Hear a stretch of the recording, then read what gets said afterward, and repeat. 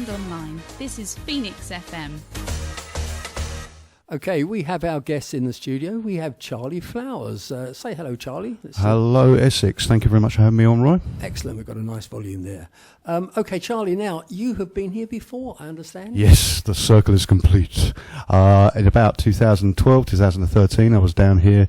Very first radio interview about the book series I was starting. Right. And I was here with Paul Golder. And it took off about 6 months after that. It took off. So it's a good omen to be back on here after 10 or 11 years. Excellent. Now, I know that we're going to talk mainly today about your latest offering to the world. And then later on, we'll talk about some of your previous works and a little bit about your life in the past and some of the weird and wonderful things that you got up to. But we won't go into too much detail. No, not too much detail.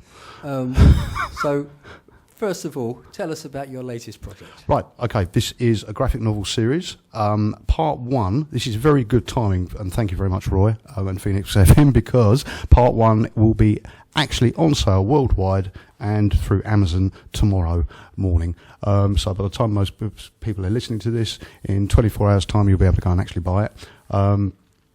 Part one of a graphic novel series called Girls on Tour. That's a hashtag there. It's myself and written by Danielle Frey. I'm the co-writer with Danielle Frey. The artists are John F. Prack and Nicholas Salamanca from Colombia. The colorist is Juan M. Gutierrez from Argentina. And the soundtrack is done by Dan Wild, DJ Dan Wild, because we have soundtracks for him as well.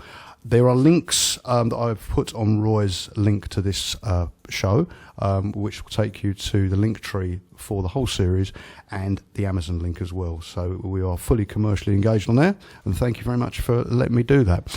It is our pleasure. Now, you mentioned about colourists and people doing drawings. Can you explain a bit about that? Yeah, we got hold of them through Fiverr. They are really good professional guys. Jonath and Nicholas work for Black Sands and Mad Cave Studios, which are a big comics series artist studios. Juan is from Argentina, and he's the colorist. These guys are world level guys. They do stuff for FIFA. They've animated footballers for FIFA, which is incredible. And now they're working for us. Their artwork is insanely good. The style is, we've based it on the style of TV series like The Professionals from the 70s and also from films like the original Ipcress File. So it looks like it's an original CinemaScope or Technicolor, the old style of 60s films, very in your face, very bold. Dan does the soundtrack for it as well, so we've got a soundtrack on Spotify for each episode as well. Excellent. So just to make that clear then, so it's not a book with a few pictures in, it's actually a graphic novel. Yeah, it's a graphic novel. The graphic novel, if anyone's wondering, because my dad always asked me this, what's a graphic novel different from a comic? Well, a comic is in one part, whereas a graphic novel is in several episodes, and it's comics for adults. So Danielle's my co-writer, she's brilliant, one of the best screenwriters you'll ever meet. It's a story about, let's say, ordinary girls, or relatively ordinary girls, thrust into extraordinary situations. So it's not Marvel superheroes or anything like that. We don't like that kind of stuff. It's about ordinary people doing extraordinary things. Excellent. And so it's called Girls on Tour. This won't be the only one in the series, will it? No, we're going to be doing this for the next 20 years. So it's going to be a bit like Tintin. We've got plots and ideas for all kinds of scrapes that the girls get into around the world. Basically, they are ladies of the evening from Romania who don't just do that. They get involved in all kinds of stuff, hacking, speedboats, you name it. It's just an excuse for us to get into worldwide themes and have adventures like Raiders of the Lost Ark, that kind of thing. Excellent. And having read some of your previous books, nothing is very standard about them. I mean, they do go into some pretty interesting situations. And all of it is based on people that Danielle and I have either worked with or met.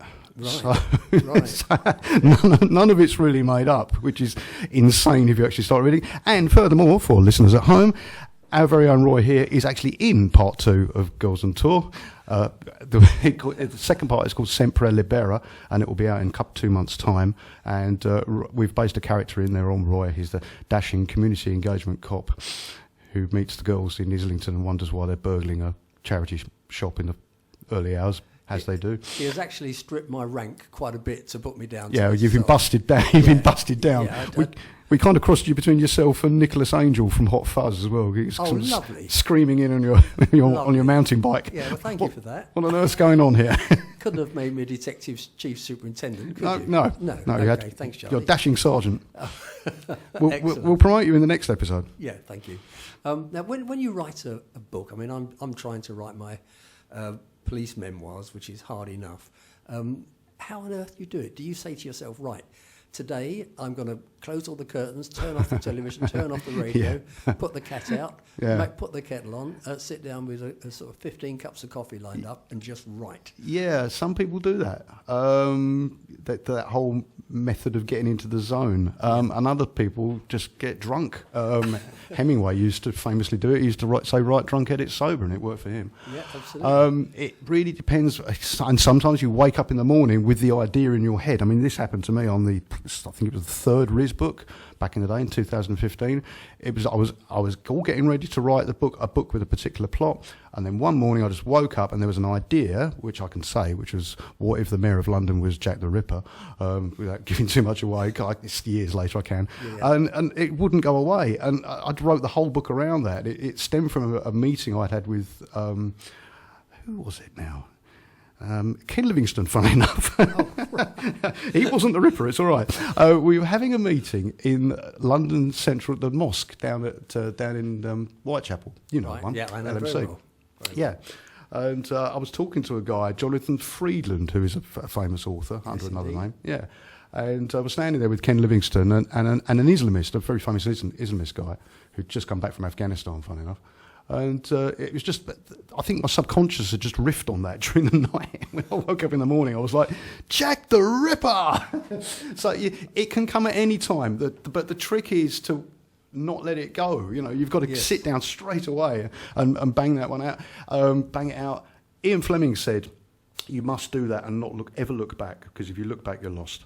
Ian Fleming's trick was to have a stiff vodka martini, get a cigarette on, and just hit that typewriter and not look back, and leave your editors to worry about the editing. Right. But just get it down, make the mistakes, don't worry about that, because you just got to get into that bounce, that vibe.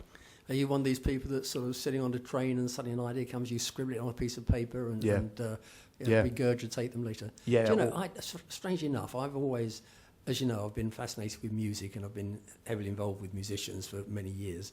But I'm not a musician, and I always wish I had been. But I actually have dreams where I write songs. And, you know, those songs are fabulous. And I know that they're original. Even in my dream, I know that nobody's done this song. Yeah. I wake up in the morning... and it's all gone. And it's blank. Yeah. And I think, oh, no. Yeah. If only I could have a little tape recorder in my head that recorded these things. There's a lot of songwriters who keep a tape recorder or a notepad, if they can write music, by their bedside, because it happens to everybody. Yeah. Me too. I've had that. And just like you, woke up, best song ever. Yeah. It's gone. It's gone. It's so frustrating. John Lennon, Paul McCartney, I bet you're... Yeah. Yeah. It was like that great film. Did you see that film Yesterday? Yes, I've seen it so many times. What a film. If anyone listening out there has not seen Yesterday yet, if you're a Beatles fan, you must see Yesterday. Is it Himesh Patel? Yes, I think it is. Himesh Patel. He's absolutely brilliant in it. And so the two people from Goodness Gracious are in it, as his mum and dad, aren't they? Actually, that's my dentist's name, Himesh Patel. You sure he's not a Beatle? He's definitely not a Beatle. Ask him next time you see him. I will indeed. Just go, like he's just down the road in Cockfold Road, his dental surgery I think this Himesh Patel was the guy from EastEnders originally, but he carries the whole film and he's so good. I mean, weirdly enough, actually, funnily enough, they say it's based on a graphic novel, which is French, which I've read, but the character in it is really unsympathetic, awful, and he manages to kill the Beatles accidentally at the end of it. Oh, nice. So I'm not giving anything away in Yesterday, but anyway. Okay, now talk about the music. You say that there's a themes, songs that run through it. Like a soundtrack. How does that work? Right. So I used to be in a band, two bands, with my good friend Dan Wild from Cornwall, DJ Dan Wild, and he does original music and soundtracks. So what we do, whenever we release a book, we put up a soundtrack. You can listen to it while you're reading it, get some inspiration from it, because when I write, I always write, like Stephen King and a lot of other people, put the headphones on and get some really blood-pumping music up, or something that will inspire you into the bit you're actually writing. Right. So, for instance, if you're doing something moody, if you're doing an action scene, I put on some psychobilly or some heavy metal. Rob Zombie never fails. You put Rob Zombie on, you're way ahead. Something that will get you in the zone. So after that's done, we make a Spotify compilation, like an album on Spotify, and it's free. You can go and listen to it, and he does compilations. We all do, actually. Daniel does some as well. So we all write to different types of music, so it's all up there. So you can get an idea for. I mean, the reason that. So, for instance, the Deadwood stage, when the girls are embarking on their tour of London, their theme is the Deadwood stage is about to roll. So we put bits of Calamity Jane in there, obviously, to get the mood. That's the bracket. The start and end of the comic ends with the Deadwood. Talking about music, how is music for you? I know you in a few bands. Are you like me, where a song comes on and it takes you to an actual moment? Yeah. It connects with that part of the brain. It's what Noel Coward said, the power of... Well, he said, the power of cheap music. But that's Noel Coward for you. It's like, smelling a particular cake, Madeleine cake in Proust. Music will connect you to when you first heard it, and it will take you back there no matter what. So, yeah, it's extremely powerful. It is extremely powerful. In my case, it can take me back. You get the feeling of that time, if you may have been a teenager. As that comes on, you are transported back to that moment, and you can almost see everything around you, where you were living at the time, what your car was outside. It all comes back. It is quite amazing. And it will never go away either. No. We do some work sometimes with people with dementias. In my day line of work, and they have things now called memory rooms or sound rooms where they'll put music on, and you watch people change physically when they put the music on. Right, it's incredible. Yeah, because it accesses a part of it.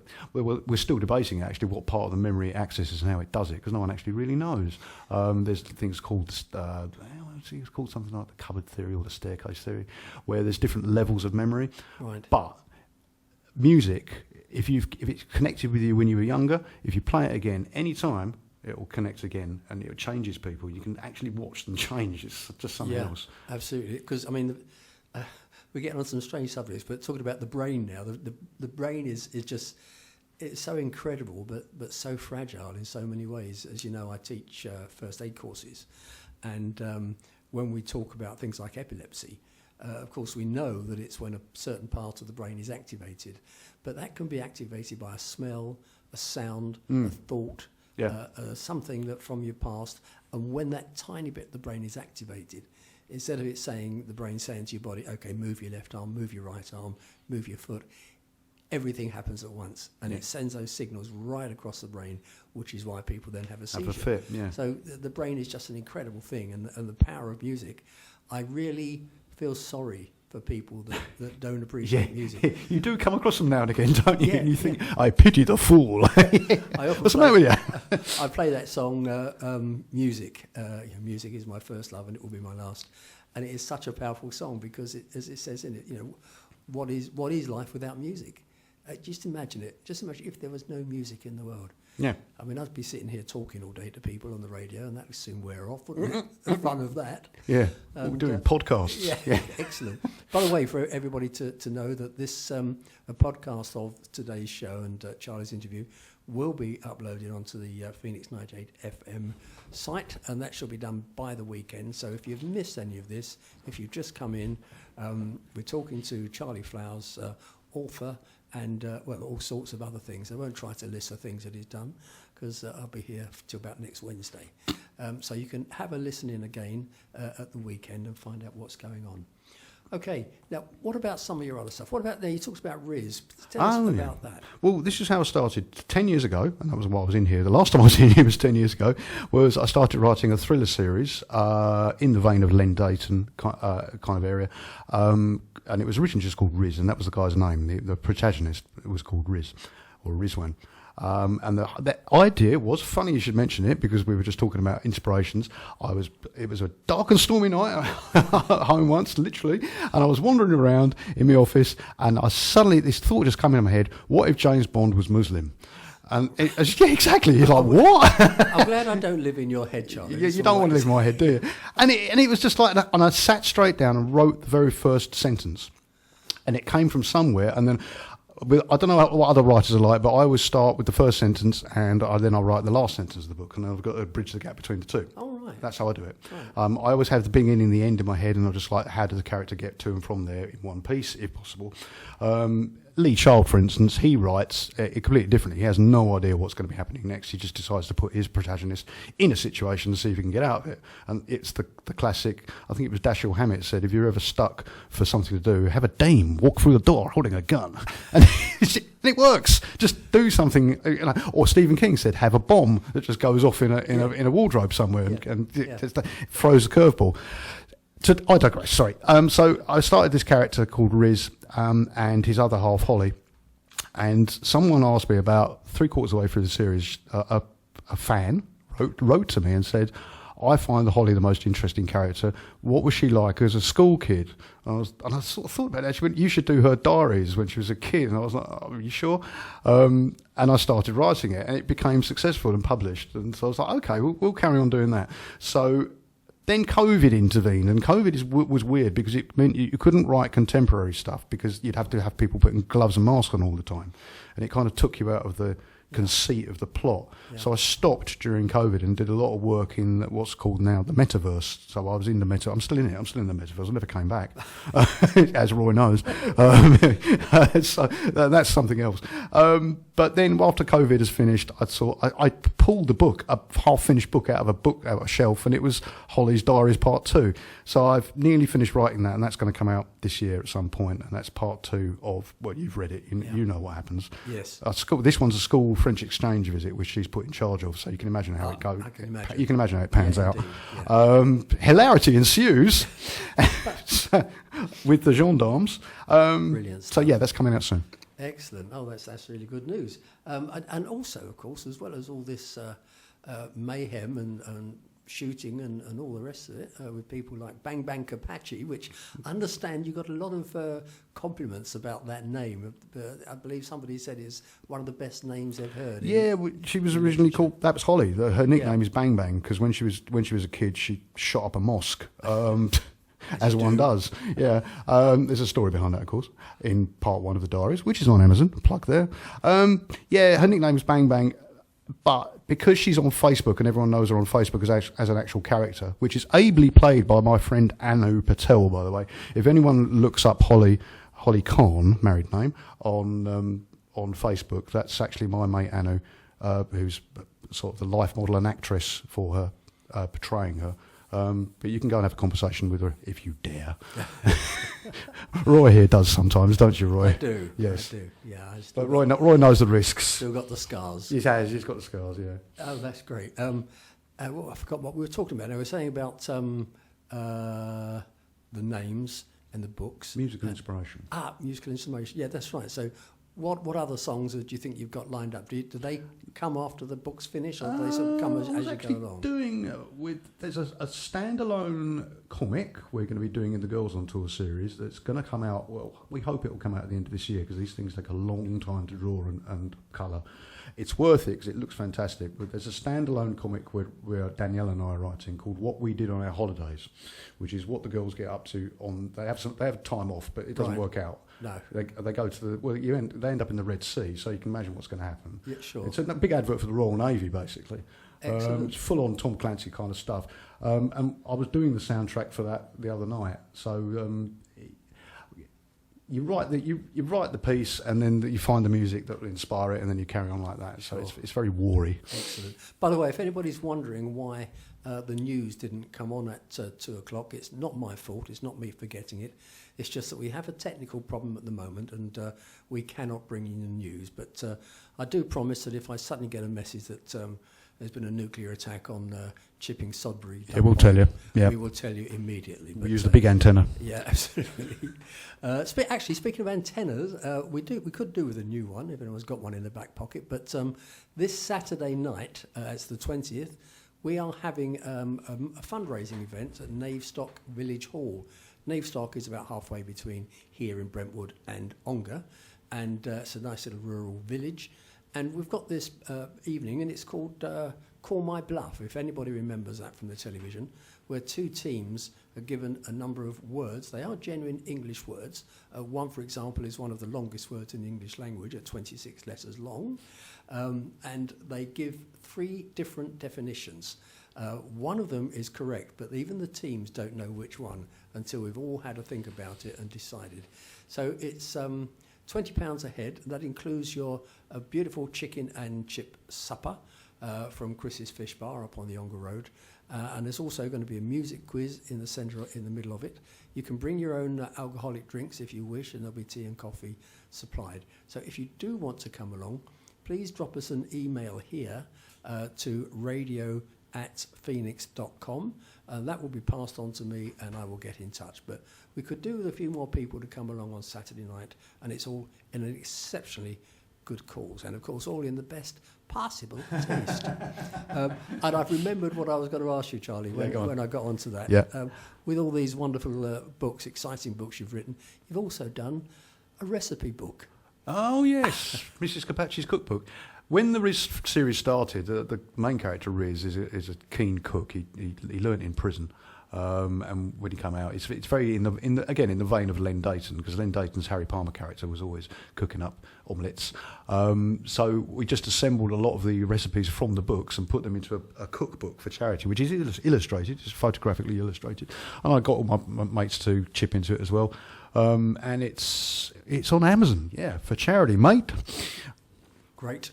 So Amazon is the place to go for all Absolutely. Look up Charlie Flowers and Danielle Frey, because she's on there now as well. I'm her co-author. And you can find all the Riz series, and now, as of tomorrow, the Girls on Tour series hits worldwide tomorrow on Amazon. Excellent. And don't forget to look for Charlie Flowers author, because there is another Charlie Flowers there is in in America. there. I think is a musician or some such thing. There's 2 that you get mixed up with. One of them's an American footballer who's passed on, isn't he? The old Charlie Flowers. There's also an Inuit guy called Charlie Flowers, and he's an activist. He writes ecological stuff, and I'm always getting mixed up with him. You don't want to go and order one of his books. No. Necessarily. You want Charlie Flowers, who's sitting here now. No, he's advertising from an igloo, It's too cold for me. It's the other Charlie Flowers. It can be very confusing. As you know, I've managed a lad by the name of Matthew Shepherd, singer-guitarist, and he's doing very well for himself. But when you look up Matthew Shepherd, even if you spell it correctly, you get automatically sent to Matthew Shepherd with 2 P's, who was the American lad who was gay, was taken into the forest and murdered by some people in his area. And I mean, it was such a massive thing, obviously. And every time you put in Matthew Shepherd, it takes you to that site. So we have to tell everybody Matthew Shepherd. You've got to solve the whole thing in one hour in front of all the suspects, none of whom make a break for it. They all stand there. None of whom against which there is any evidence. Yeah. But of course, they will always break down the end and tell you that they did it. It's a fair cop. As they're led off uncomplainingly by Fidel. What about uncomplaining? They'll go out shouting, "Curse you, Poirot!" Yeah, get on, Clouseau. Well, that's the difference between crime fiction and real life, is that, as Roy very well knows, because Roy did it in real life. In real life, they're probably known to the victim, and it was done in a drunken or drug-fueled haze, and they always get nicked on CCTV evidence or DNA evidence. The thing about Cosy Crime, which is fantastic to write, if you've never written Cosy Crime, people that listen at home, have a go now, because it's great fun. It's completely different in Cosy Crime. You lock the whole room, you find the knife in the back. It's all, and it's got to be wrapped up, like you said, within the whole episode, not after months and months of CCTV footage. Do you know, in real life? I mean, as you know, if you've watched my recent programme on which I recommend, excellent, about the murder I investigated in Colchester, that was, of course, really solved by CCTV and hard work. But the number of jobs I've had where I don't know how many million CCTV cameras there are in this country, you'd be amazed at how many of them are either switched off or facing the wrong way. Yeah. It is quite incredible. You can be in a town centre and every camera you look at is pointing down an alleyway and nothing actually shows the scene. It's so frustrating. Or deleted before you get to it. Yeah, absolutely. Yeah. This is why, going off on a tangent here, this is why Ring cameras in the Ring doorbells are such a boon to the police nowadays, because they're at eye level. so they can capture the face in really high quality. So if you're a Billy Burglar and you come round, you press the Ring doorbell, or the Ring doorbell can see you, that goes to the cop. Same with buses have cameras on all corners now, don't they? They do. I I tracked a killer from Ilford via, where did we go? If I went via Gants Hill all the way up to Chingford, and then right over to Thaden Boyce, and I tracked him all the way from his little den that he was living in Valentine's Park, all the way to the murder scene, and then got him the next morning. He'd actually murdered somebody and slept in the house overnight, and then I got him coming out across the green at Thaden Boyce and getting on the tube. I then followed him on the tube, getting out at Gants Hill again, walking down Cranbrook Road, going into a money exchange and exchanging the euros that he'd stolen at the same time. It was just incredible. We had him on CCTV every single step of the way. He had no option, of course, but to plead guilty. So it's absolutely brilliant. And how we got onto CCTV in this conversation, I have absolutely no idea. It's the classic swerve, isn't it? It's great. It is. But that's the beauty of live radio, people. Now, talk of live radio. Yep. This is something that won't work at all on live radio, because it's. I'm giving Charlie a little present, a little gift of a pin to wear on his lapel. But it's a rather special one. I'll hand it over and he can describe it to you. There we are, Charlie. Oh, that's really nice. It's a Girls on Tour lapel brooch thing. Brooch. How'd you do that?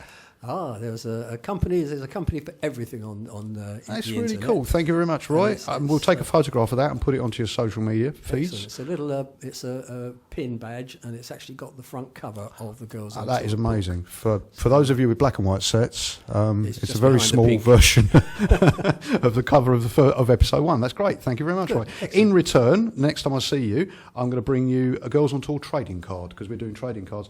They're apparently a big thing nowadays with the youth. It's just like the old football cards, if you remember Panini football cards, things like that, trading cards. But the modern version nowadays is trading cards that they use for manga characters, and we're doing one for each character in the whole graphic novel series, and you can collect them and build them up, put them in a little booklet, and then sell them in 5 years' time for £3,000. That'd be nice. Yeah, that's apparently how they roll. Yeah. Are you still in the process of writing the next episodes, or are they already in the bag? The graphic novel or the books? Which one? The graphic novel. The graphic novel, they're all planned. They're all planned for the next 5 years at least. We've got plots in our head. We've got themes and plots to look after us for a long time hence. The trick with graphic novels is, and I've been told this by quite a few people, including our distributors, CBL, a big shout out to CBL Distribution Limited, is that it's not the one-off episodes that get you going, it's series. People like reading a whole series, hence Tintin, Asterix, anything you can name like that, anything in the French tradition. We're very much into the French graphic novels, French comics, bande dessinée they're called. So anything by Romain Hugot is a very famous one. We love that kind of stuff. And he does series that build up, so once a year you get another episode and they look gorgeous.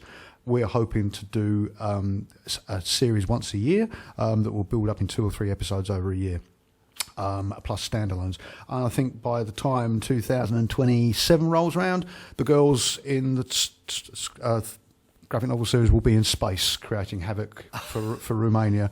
The Romanian space program is mentioned on the very first page 2 of the first episode, so you know something's going to happen. Yeah, sure. Gabby from the girls is absolutely dead keen to get Romania back into space, and by the 3rd or 4th episode they're going to get into space. Right.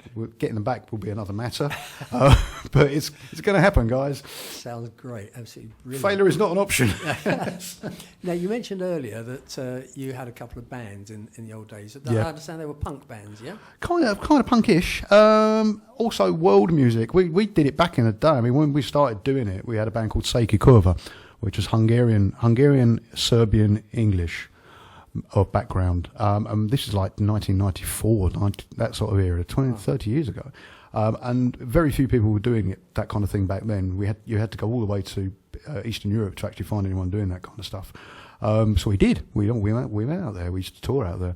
And now, of course, Balkan bangers and Balkan beats, everyone's doing it. Yep. It's everywhere. Yep, And that was us. We're to blame.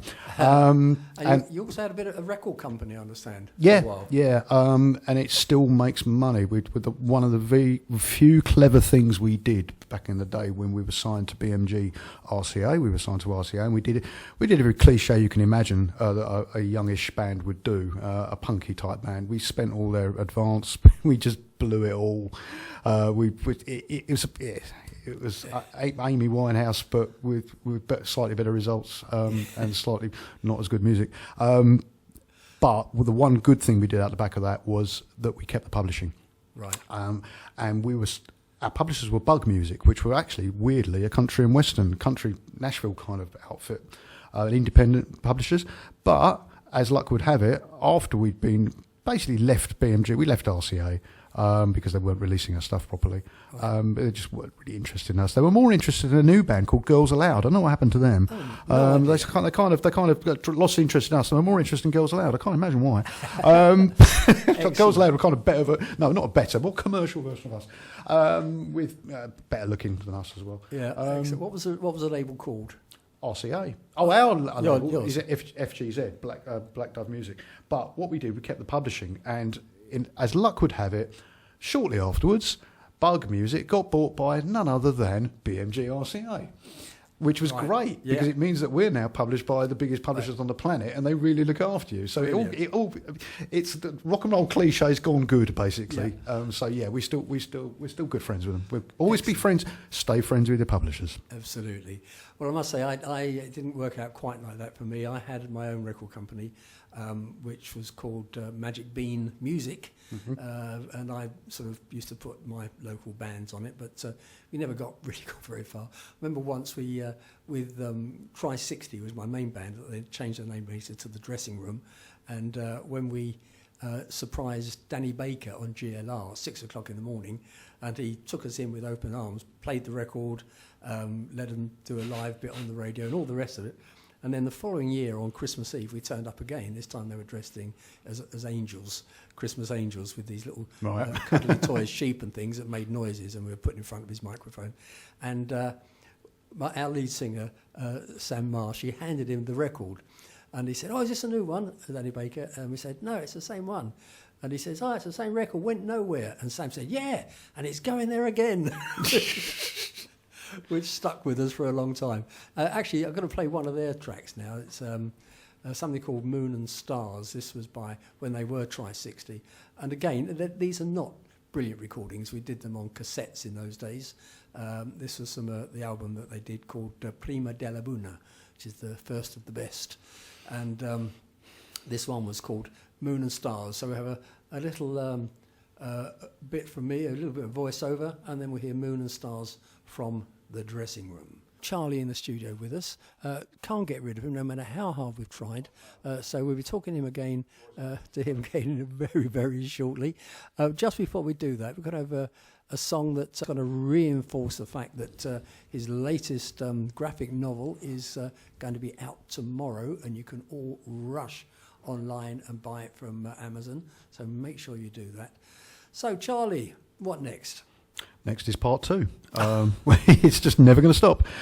So if you were ever a fan when you were younger, or even now, of Tintin and comic series like that, this is what it's going to be. So the episodes are going to build and build and build over a year. Think of it like a mini-series on television. Right. In fact, we're scripting it with television in mind. Mentioning television and films, is there any chance of anything ever making it to the screen? Graphic novels very often get made into films. For instance, yesterday we were talking about the Beatles film with Himesh Patel. That originally they say came from a graphic novel, which was French. There are many, many other instances. So when we first spoke to our artists involved in this, we said to them, go and watch these films. Go and watch The Fourth Protocol with Michael Caine. Go and watch Yes Minister. Go and watch The Professionals, the original Professionals, Bodie and Doyle. And go and watch the Ipcress File, the original Michael Caine film, for the colours and the camera angles.